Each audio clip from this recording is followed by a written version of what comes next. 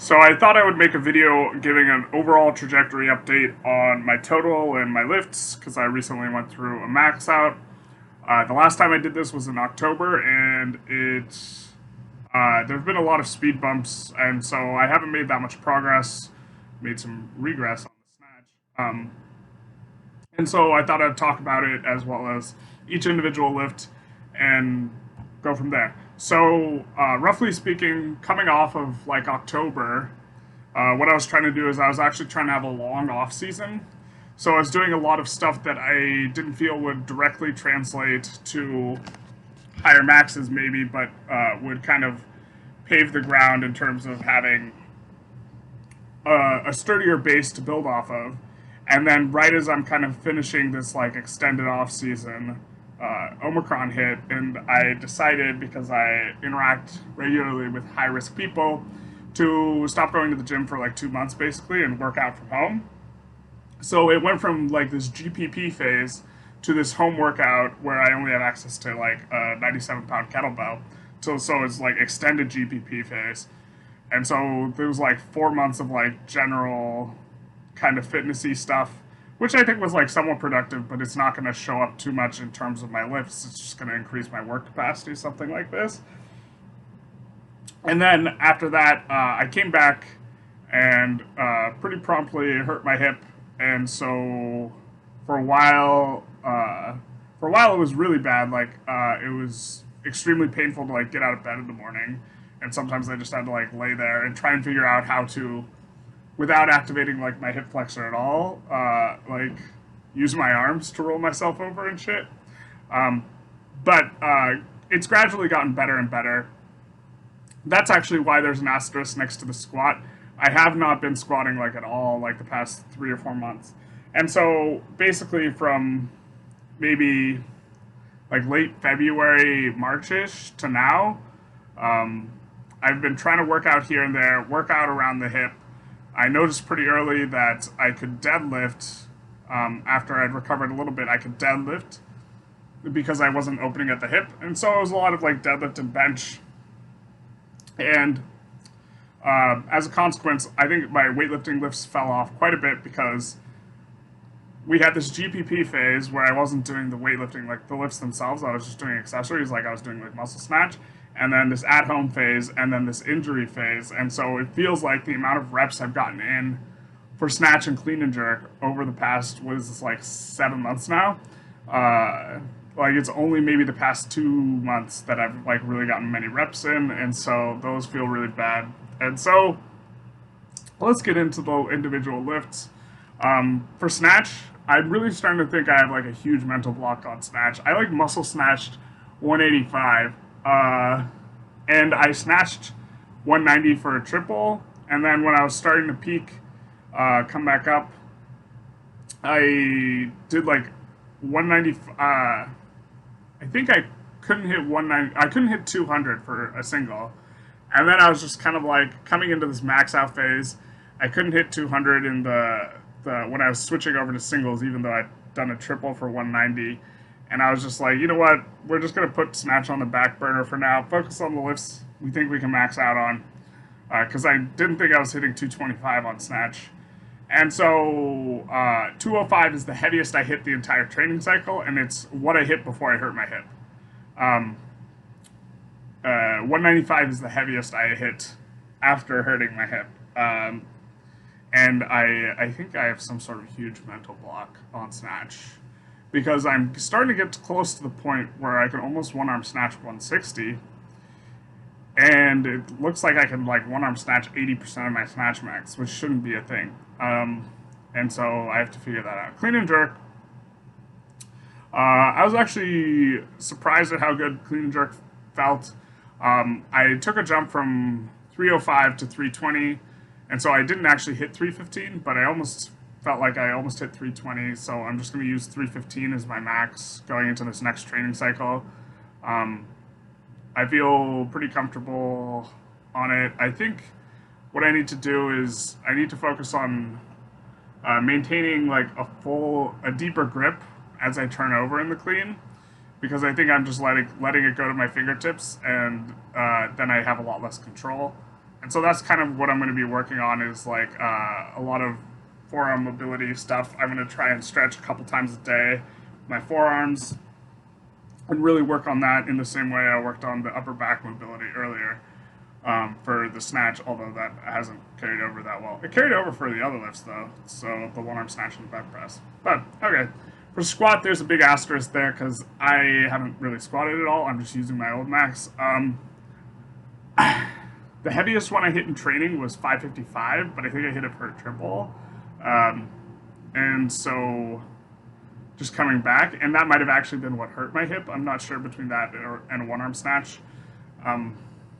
I think I'm going to start working the squat back in. The hip feels pretty good.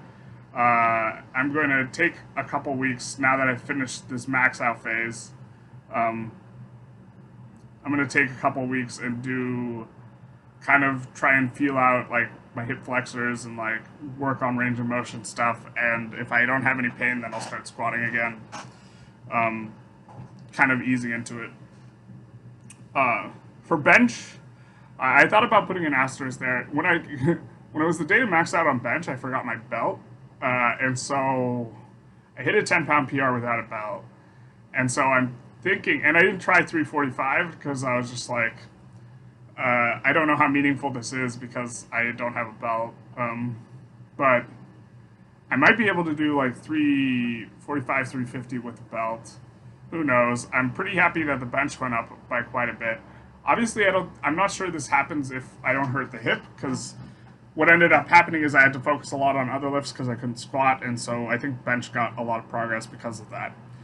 For deadlift, I hit 595 felt so light when I was maxing out, and then 605 just felt impossibly heavy. And so I'm still at 600. I jumped over 600, but I'm just going to use that as my max. And then one arm snatch, I managed to pick up a 5-pound PR with the right hand. I've noticed that I have gotten to the point with the one arm snatch with the right hand where I can press out weights, which I was not able to do before. And like my heavier one arm snatches with the right hand, I do end up just pressing them out, which is interesting. I think I've just developed a lot of like pressing power at like the end range of motion,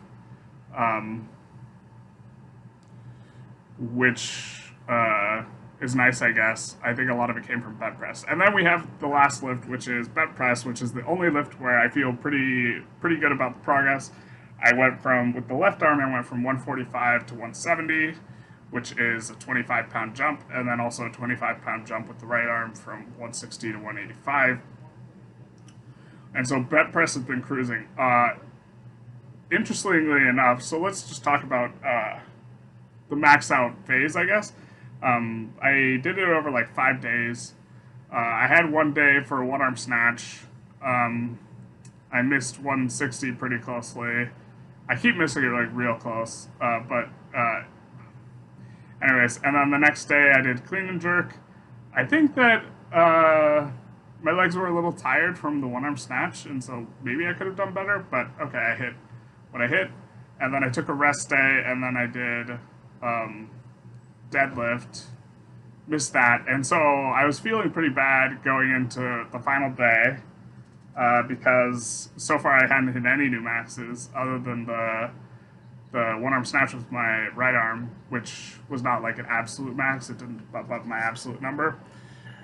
And then I hit 340 on the bench, and then I was feeling pretty good, and I wasn't even planning on doing bench press, but I I wanted to bench press just to get a better feel for something I've been working on, which is like Pavel Tatsuini, or however you pronounce his last name, advocates this style of training where you're like greasing the groove. And this has been interesting to me. The basic idea is you lift like really light. I think it's like 20 to 35%, and you do it really frequently, so like multiple times a day. And the idea is you're not going to get a lot of muscular fatigue from this, but you'll get a lot of like neural development. And this seems like it could be a potential solution for one of the big problems of training all these lifts, which is that there's just too much volume, and specifically too much volume in the shoulders. to like really fit everything in.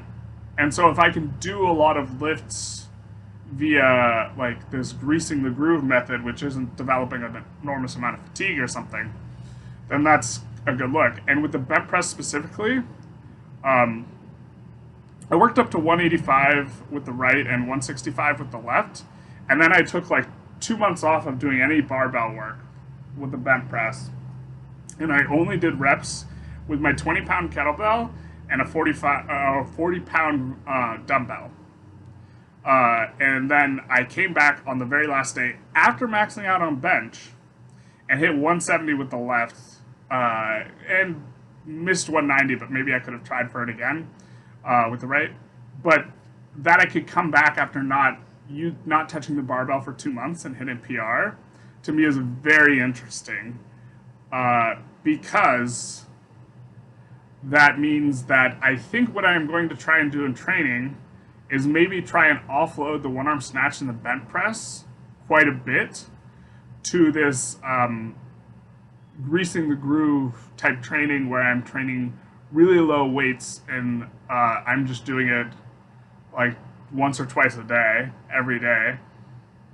And I might even do this to some extent with the weightlifting stuff because that is, we'll see how that works. I might try and work in like a lot of like empty bar work at home, like every day, like specifically like jerks and like drop snatches, something like this, where it's like trying to work on the positioning a lot. But for me, this is obviously it was a small experiment, just isolated with the bent press, but the results are pretty good. I was going like when I started bent pressing, this was yesterday. After maxing out on bench, I was just like, I just want to see if it feels good, even though I haven't done it in 2 months because of the greasing the groove stuff. And the walkout felt terrible because obviously you don't walk out the dumbbell. That felt really, really bad. And in fact, I think both my misses with the one of my misses with the right was walking it out. But the walkout felt terrible, but the actual just bent pressing felt really good with both the sides. And then I was like, well, if it feels this good, maybe I could hit a max. And so I went for it. The right felt really, really good warming up. And I think maybe I took too big of jumps towards the end. And so I took like a 20-pound jump and then a 15-pound jump. And I think I needed to plan that out better where I would take a 15 and then a 10 going into the 190. But yeah, I was very delighted that the extremely light bent press work that I don't think was generating a lot of fatigue turned out pretty well. Another thing, like grain of salt to put in with this whole thing is, I think I talked about this on my other channel, but I was trying to read 30 books in June, and I think I accumulated quite a bit of stress just like trying to brute force read that much. And I think that stress also inhibited my max outs. I was really expecting to hit over 600 on deadlift. I was actually thinking I was going to hit 615. And on bench, I was expecting to hit 350, but I didn't bring my belt, so I don't know if I like really missed that mark or not. And so,